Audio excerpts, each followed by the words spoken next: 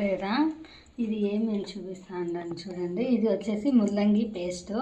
4 ముల్లంగిలు ఎత్తుకొని పీల్ చేసుకొని ఇంకా వాష్ చేసుకొని కట్ చేసుకొని పేస్ట్ చేసిండేది. దానికి వచ్చేసి పచ్చిమిరపకాయలు, కారం, కొంచెం ఉప్పు, కొత్తిమీర, కొంచెం సోడా. ఇప్పుడు ఇదంతా మిక్స్ చేసుకొని దీంట్లోకి ఎంత మన కావాలా అంటే ఇది అంతా బియ్యం పిండి వేసుకొని బాగా మిక్స్ చేసుకోవాలా. ఇప్పుడు నేను చేస్తా ఉండేది వచ్చేసి ముల్లంగి వడ. దీనికి ఆనియన్స్ అంతా వద్దు, బాగుండాలి. కారం చూసుకొని వేసుకుంటాం, అంతా మిక్స్ చేసుకుంటాం. చూడండి, అంతా మిక్స్ చేసుకొని ఉండేది ఇట్లా కన్సిస్టెన్సీ ఉండాలి. చాలా మెత్తకూడదు. ఆల్మోస్ట్ అదంతా ముల్లంగి రసంలోనే అవుతుంది. అకస్మాత్ ఏమైనా కావాలంటే 2 స్పూన్లు పెరుగు వేసుకోండి. అంతే, వాటర్ ఏమీ వేసుకోకుండా ఈ కన్సిస్టెన్సీలో రెడీ చేసుకోండి. చూడండి, మనం కలిపిన పిండి అంతా ఇట్లా వడల మాదిరి తట్టి పెట్టుకొనేస్తాము.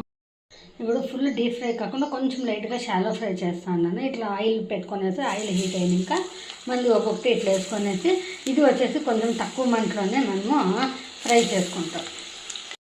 ఇట్లా ఒక్కొక్కటి టర్న్ చేసుకుంటా 2 పక్కలను గోల్డెన్ బ్రౌన్ వచ్చేదాకా మనము ఫ్రై చేసుకుంటాం. చూడండి, మన ముల్లంగి వడాలంతా బాగా ఫ్రై అయింది, గోల్డెన్ బ్రౌన్.